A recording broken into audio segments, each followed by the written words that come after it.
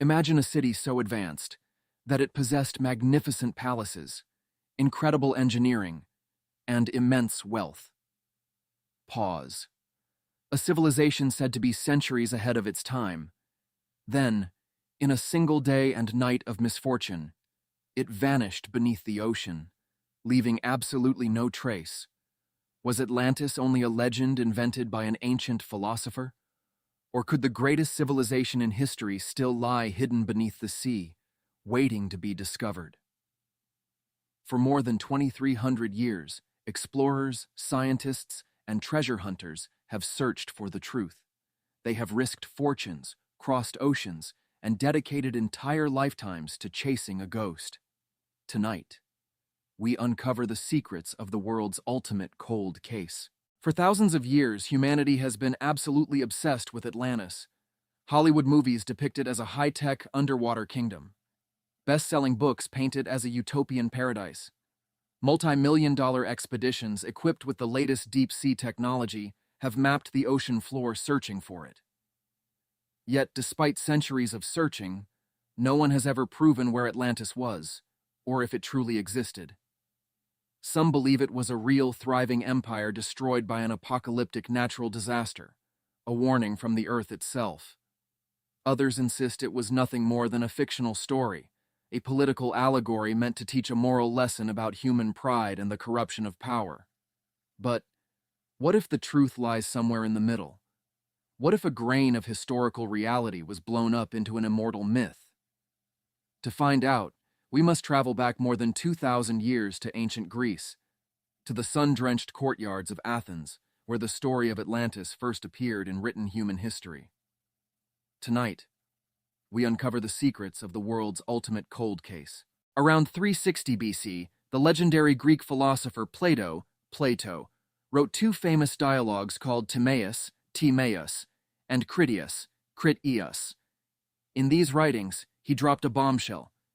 He claimed that 9,000 years before his time, an incredible island nation existed just beyond the Pillars of Hercules, what we know today as the Strait of Gibraltar, the narrow gateway separating the Mediterranean Sea from the vast Atlantic Ocean. According to Plato, this story wasn't a fairy tale. He claimed it was passed down through generations, originally told to the Greek statesman Solon by high priests in ancient Egypt who kept meticulous records of the ancient world. Plato described Atlantis as massive, larger than Libya and Asia Minor combined. Its capital city was a marvel of civil engineering, built in perfect, alternating concentric circles of land and water. These rings were connected by massive, deep canals that allowed giant ships to sail right into the heart of the city. Ships from across the known world packed its bustling harbors, bringing exotic goods, spices, and untold riches. At the absolute center of the city stood a breathtaking temple dedicated to Poseidon, the god of the sea.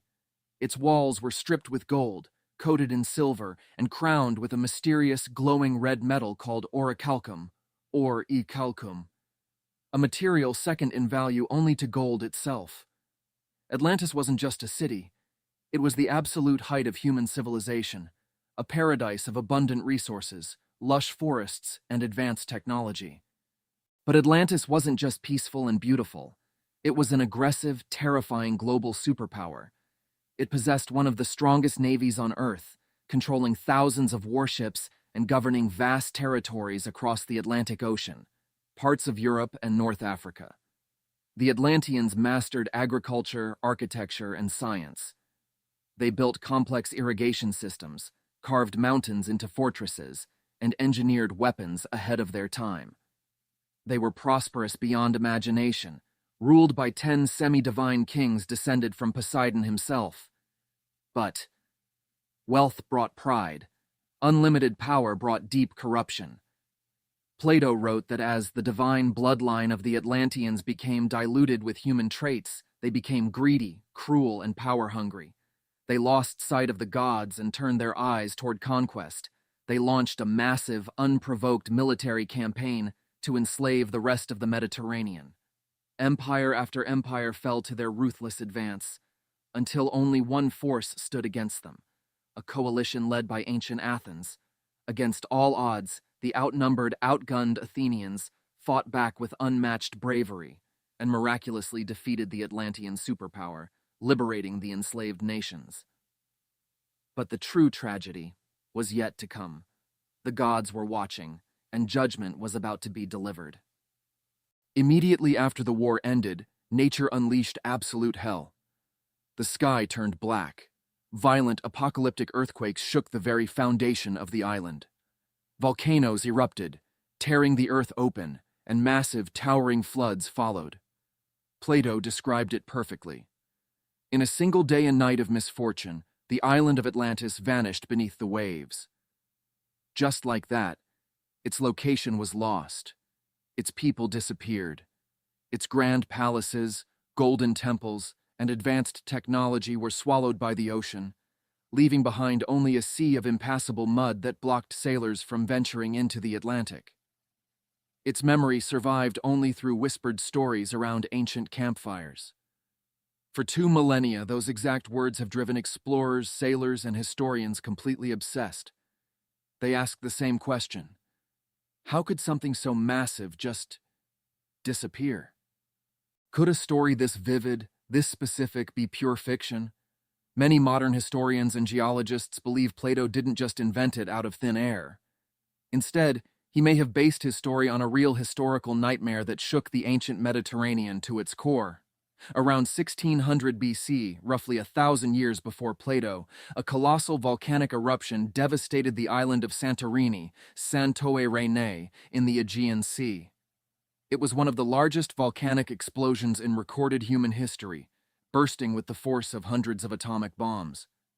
Entire Minoan settlements, like the advanced city of Akrotiri, were buried under meters of volcanic ash. The blast triggered gigantic, 100-foot-high tsunamis that raced across the sea, wiping out the powerful seafaring Minoan civilization on nearby Crete. The parallels are absolutely striking. An advanced, wealthy, maritime empire, wiped out in an instant by a sudden natural catastrophe.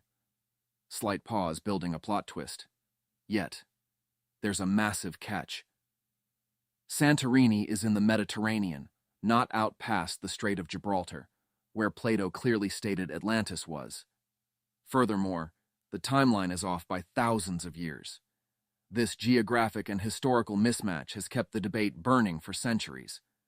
Was Plato confused about the location, or was he talking about somewhere else entirely? Because of that mystery, researchers have looked literally everywhere on the globe.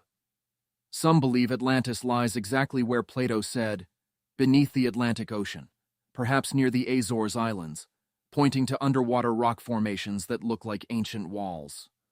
Others point to submerged ruins in southern Spain, claiming the city was swallowed by mudflats in the Doñana National Park. Some radical theories even argue it sits beneath the miles of ice in Antarctica, shifted there by crustal displacement, or under the crystal waters of the Caribbean Sea, pointing to the mysterious Bimini Road stone formations. Lately, a highly popular internet theory suggests it wasn't swallowed by water at all, but by the desert. Theorists point to the Sahara Desert, specifically to a massive, naturally occurring geological ring structure called the Eye of the Sahara, or the Rishat structure. It perfectly matches Plato's concentric ring dimensions. It's open to the sea on the south, and mountains protect it to the north. Modern sonar mapping and satellite technology have revealed incredible underwater mountains and ancient riverbeds all over the globe. Every few years, a sensational headline claims we've finally found possible evidence of Atlantis. Yet, under strict scientific scrutiny, every single claim has eventually been disproven or chalked up to natural rock formations. The mystery remains perfectly intact. So let's look at the hard facts. Could an entire continent-sized city really sink into the ocean overnight? Geologically speaking, yes. Coastlines disappear, and islands sink all the time due to earthquakes, liquefaction, and rising sea levels. We have found dozens of ancient sunken ports like Herakleion in Egypt or Port Royal in Jamaica, but a massive, highly advanced empire vanishing entirely without leaving behind a single piece of pottery, a single coin, or a single weapon. Modern geology and plate tectonics say a massive landmass sinking into the ocean in 24 hours is nearly impossible. This has led most mainstream experts to conclude that Atlantis was a philosophical metaphor. Plato was a philosopher, not a historian. He likely created Atlantis as a cautionary tale for his fellow Athenians, a warning about what happens when a democracy becomes an empire and when citizens choose greed over virtue. But that hasn't stopped us from looking. Human curiosity is a powerful thing.